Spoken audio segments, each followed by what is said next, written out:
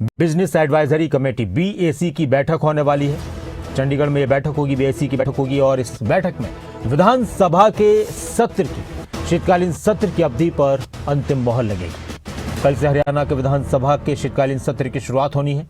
सत्र की अवधि को लेकर BAC की बैठक में आज फैसला हो जाएगा कि कितने दिन तक यह सत्र रहने वाला है।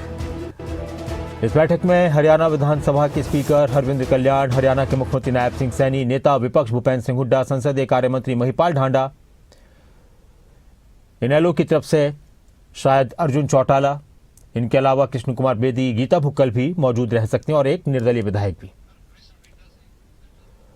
और विधानसभा के शीतकालीन सत्र को लेकर, BAC की बैठक को लेकर और भी बहुत सारे विषयों को लेकर खबरें अभी तक के स्टेट हेड जितेंद्र चौधरी ने हरियाणा विधानसभा के डिप्टी स्पीकर कृष्ण मिड्डा से खास बातचीत की, वो भी आपको सुनाते हैं।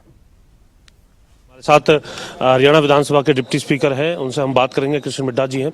मिड्डा साहब, कैसे देख रहे हैं सेशन को और अभी जो BAC की बैठक शुरू होने वाली है उसको लेकर के क्या उम्मीद कर रहे हैं? विपक्ष तो बढ़ाने की मांग कर रहा है सेशन। देखिए, जो BAC की मीटिंग हो रही है उसमें समय और दिन सभी निश्चित हो जाएंगे, जिसमें विपक्ष के हमारे साथी भी रहेंगे और बैठकर बातचीत हो जाएगी। जो अनुकूलता रहेगी समय को लेके या अवधि बढ़ाने को लेके वैसा ही किया जाएगा। तो मुझे नहीं लगता कि कोई ऐसा विषय आना चाहिए और प्रत्येक विधायक को बोलने का अवसर मिलेगा, अपनी बात रखने का अवसर मिलेगा। विपक्ष के पास मैंडेट नहीं है लेकिन अविश्वास प्रस्ताव वो ला रहे हैं, कह रहे हैं कि बहुत से ऐसे मुद्दे हैं जिसके बाद जो मौजूदा सरकार है उसने अपना भरोसा खो दिया है लोगों को। देखिए, मैं ये कहना चाहूँगा, ये बचकाने का मतलब बच्चों वाली हरकत है, ऐसी नहीं करनी चाहिए।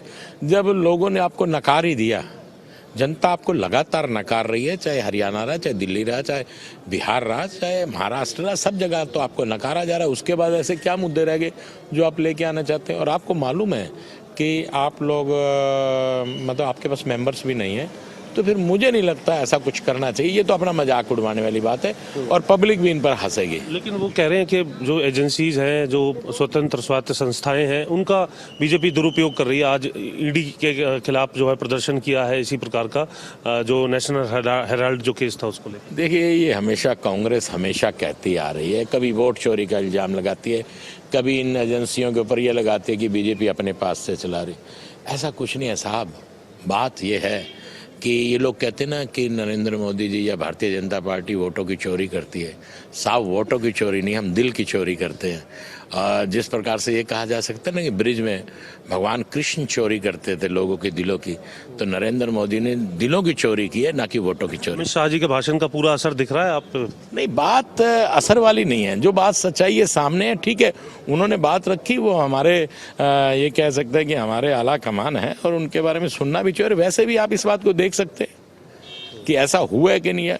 लगातार 15 साल कांग्रेस सत्ता से बाहर है, इसलिए परेशान है। वो कहते हैं ना कि हमारी देसी भाषा में, डॉक्टरी भाषा में ये कहा जाता है कि सिर पे बुखार चढ़ गया, और सिर पे बुखार चढ़ जाए तो ठंडे पानी की पट्टी रखनी चाहिए। एज ए डॉक्टर सलाह दे रहा हूँ। ये डिप्टी स्पीकर हैं कृष्ण मिड्डा और डॉक्टर भी है, तो डॉक्टर वाली सलाह भी विपक्ष को यहाँ देते हुए नजर आ रहे हैं और विपक्ष के जो मुद्दे जिन्हें उठाने को लेकर के, अविश्वास प्रस्ताव लाने को लेकर के जो बात कही जा रही है उसको लेकर भी कटाक्ष करते हुए वो नजर आए हैं। विधानसभा से कैमरामैन जस्सी के साथ जितेंद्र चौधरी, खबरें अभी तक। और थोड़ी देर बाद बिजनेस एडवाइजरी कमेटी की बैठक शुरू हो जाएगी और इस बैठक में मुख्यमंत्री नायब सिंह सैनी भी मौजूद रहेंगे, स्पीकर हरविंद्र कल्याण, डिप्टी स्पीकर कृष्ण मिड्डा, नेता विपक्ष भूपेंद्र सिंह हुड्डा भी मौजूद रहेंगे। बिजनेस एडवाइजरी कमेटी की बैठक में विधानसभा के शीतकालीन सत्र, हरियाणा विधानसभा के शीतकालीन सत्र की अवधि पर अंतिम मोहर लगेगी। वैसे तो सत्र की तारीखें आ चुकी हैं, 3 दिन का सत्र रहेगा, कल से शुरू हो जाएगा, लेकिन और इसमें क्या कुछ फेरबदल हो सकता है या सब कुछ इसी तरह से रहने वाला है, इस पर एक फाइनल फैसला हो जाएगा। और ज़्यादा जानकारी के लिए हमारे साथ जितेंद्र चौधरी जुड़ चुके हैं, हमारे स्टेट हेड। जितेंद्र, किस वक्त बैठक शुरू हो जाएगी? क्या शुरू हो चुकी है या फिर अभी शुरू होने वाली है बैठक? कौन कौन लोग बैठक के लिए पहुंच रहे हैं और पहुंचने वाले हैं? क्या कुछ खास रहने वाला है बिजनेस एडवाइजरी कमेटी की बैठक में?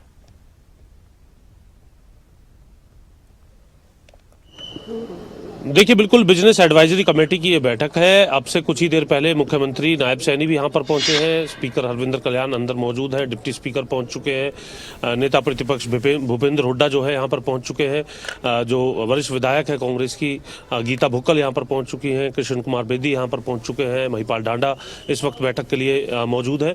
और ये कहा जा सकता है कि अब से कुछ ही देर के अंदर ये बैठक जो है औपचारिक तौर पर शुरू हो जाएगी। और बैठक की समय अवधि को लेकर के ये बैठक अपने आप में अहम होती है, जो विधानसभा के अंदर जो सिटिंग्स रहनी है। फिलहाल टेंटेटिव शेड्यूल जो है वो 3 दिन का दिया गया है।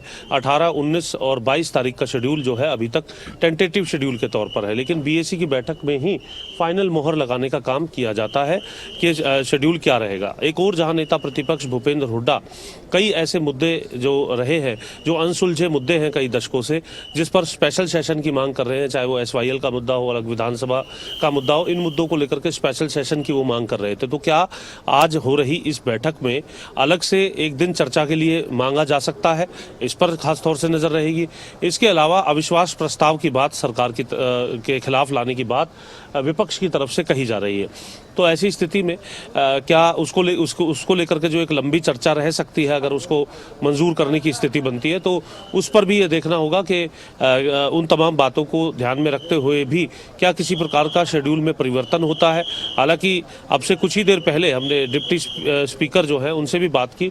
उनका स्पष्ट तौर से यही कहना था कि जब सदन के अंदर ये तमाम चीज़ें उनके सामने आएंगी, उसके हिसाब से विचार जो है वो किया जाएगा। अनिल विज जो है कैबिनेट मंत्री हैं, वो भी बीएसी के सदस्य हैं, वरिष्ठ मंत्री हैं सरकार के, उनकी तरफ से भी अब इस बैठक के अंदर जो हिस्सा है वो लिया जाएगा। और इसीलिए हम कह रहे थे कि अब से कुछ ही देर में जो बैठक है वो शुरू होने जा रही है। और अगर देखें तो सर अविश्वास प्रस्ताव की बात कह रहे हैं सर, उस पर वो कह रहे हैं कि अलग से समय भी चाहिए एसवाईएल पर। अभी क्योंकि मीटिंग अभी होनी है ना सिर्फ, तो इसलिए मीटिंग के लिए अभी कैबिनेट मंत्री जो है बीएसी की बैठक में शरीक होने के लिए यहाँ से गए हैं विधानसभा के अंदर, और उसके बाद ये पता चल पाएगा कि किस तरीके से इन तमाम इनेलो से भी कोई पहुंचा है क्या जितेंद्र? पहुंचने वाले हैं इनेलो की तरफ से भी बैठक में, जैसा अमूमन पहुंचता है अर्जुन चौटाला पहुंचते हैं, कभी आदित्य चौटाला पहुंचते हैं जी। देखिए इंडियन नेशनल